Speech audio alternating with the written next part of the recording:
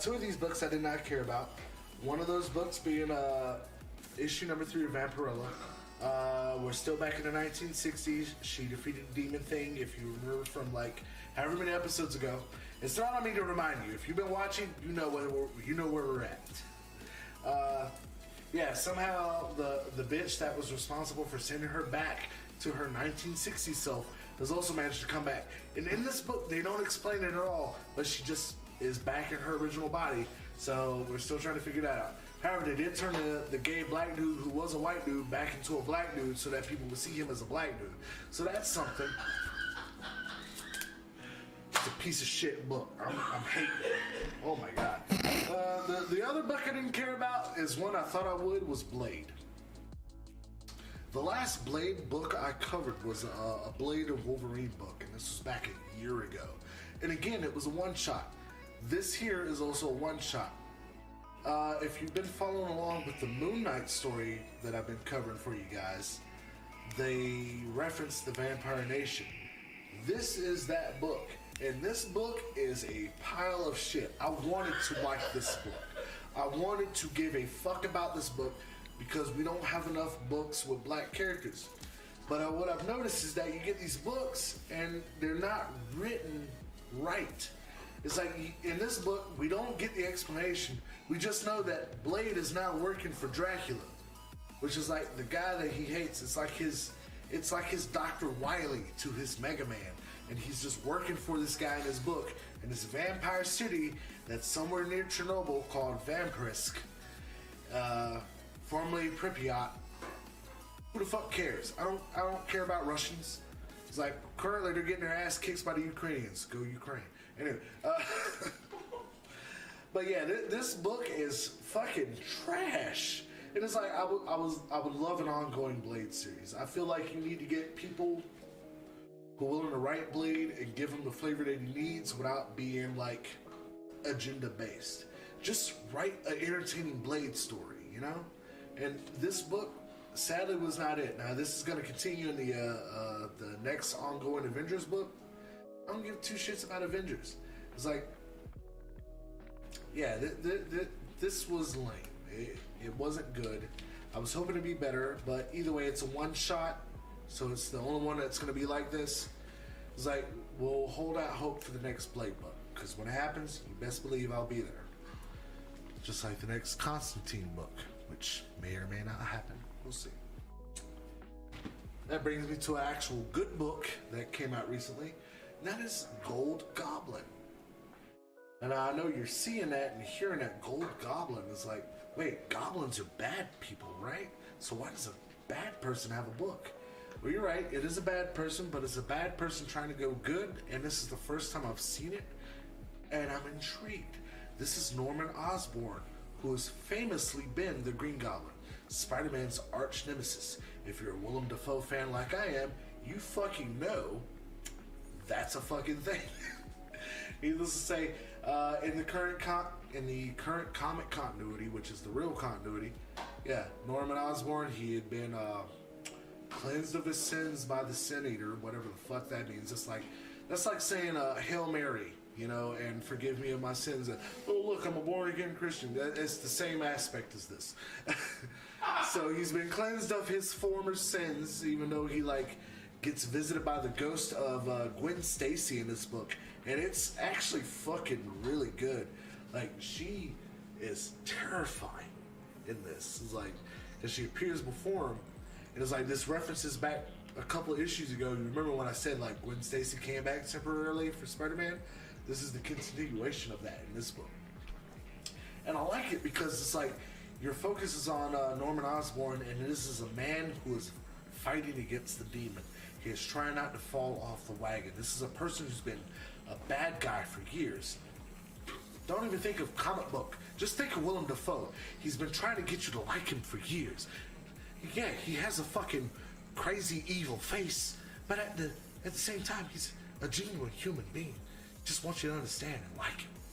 So just take out the comics. Just think of Willem Dafoe for a moment. Willem Dafoe didn't do anything to you. He didn't hurt you. He didn't kill your Aunt May. He didn't betray you. Willem Dafoe loves you. This is this book. But Willem Dafoe cares. I love you, Willem. but he's evil. He's evil. It's like the Bill Cosby, Dave Chappelle thing. Shut up. Is it? It is. Did Willem Dafoe quaalude anybody? No. No. I would say Willem Dafoe's better. Willem Dafoe loves you. But anyway, yeah, this book is actually... Willem Dafoe 24/24. Better than Bill Cosby. If you remember back the last Spider-Man issue that I covered, because I'm actually covering Spider-Man, good news, there's going to be a relaunch of Miles Morales here soon. So they're going to be starting at a number 1. I'll be sure to fill you in. I'm going to start you fresh with Miles Morales and Spider-Man going forward because I started you out on this one. This book is actually surprisingly fucking good. I did not expect to like it as much as I did, but there's a lot of character depth, and it brings you deeply inside of Norman Osborn's psyche and where he's at. And that last issue, I told you, was going to be a key issue. It was the first appearance of this character, the Gold Goblin. He didn't like the name, but some kids were like really psyched out by his appearance, and so he signed his name as Gold Goblin. So that is who this is. It's official. It is official. This is Gold Goblin. I was definitely suggest getting that Spider-Man issue that came before this. I got a feeling this is going to be a really good, deep character introspection of Norman Osborn trying to go good legitimately for the first time. Surprisingly great book. That brings me to your favorite, my favorite. Gunslinger. Gunslinger. You gotta say it like that. You can't say gunslinger. That's not the same thing. It ain't gunslinger? Gunslinger. No, you gotta say it. Say it real. With a hard A and a hard Gunslinger's fun. R. I need that gruff. Oh. This book is more of the backstory of Javi, our favorite gunslinger spawn, who is just out here kicking ass and taking names. And this explains how he became the gunslinger. Now, it doesn't explain how everything happened that led to him becoming the gunslinger. But it shows how he got that fucking face, and that the fact that he was drugged by a fucking horse for maybe hours, maybe days, he doesn't fucking know. But when he finally came to and the horse was panicking because it was stopped by wolves, that's when the necroplasm started taking over.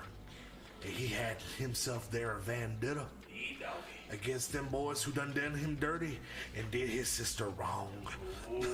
Necroplasm. The necroplasm. I shot some You don't know necroplasm about yesterday. Necroplasm? Yeah, I shot some necroplasm too. I already lost No Nut November with my necroplasm. But That's a bullshit that's neither challenge. here nor there. That's a bullshit challenge, It's a bullshit challenge, and I don't accept. and I don't think you should do it. Back to Gunslinger. Back to Gunslinger.